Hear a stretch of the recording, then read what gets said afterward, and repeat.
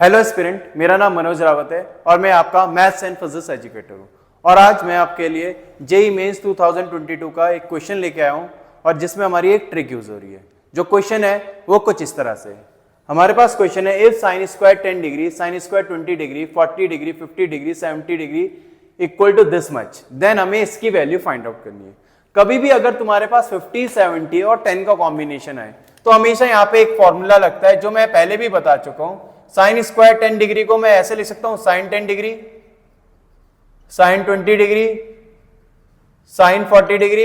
यहां तो मैंने 2 से मल्टीप्लाई और 2 से क्या कर दिया, डिवाइड, फॉर्मूला बनाने के लिए। और एक जो साइन 10 बचा था मैंने वो आगे लिख दिया यहां, साइन 10, साइन 50, साइन, अच्छा साइन 50 को मैं ऐसे लिख सकता हूं 60 माइनस 10 और 70 को क्या लिख सकता हूं 60 प्लस 10।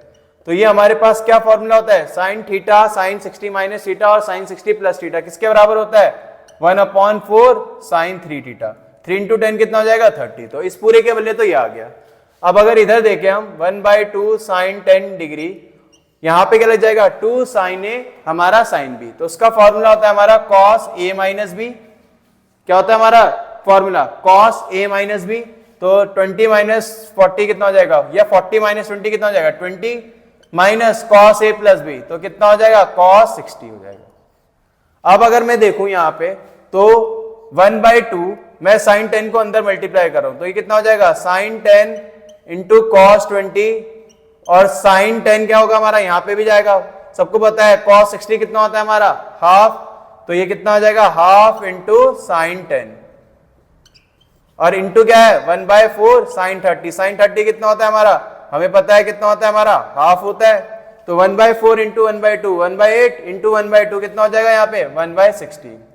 मैंने क्या करा यहाँ पे फिर से 2 से मल्टीप्लाई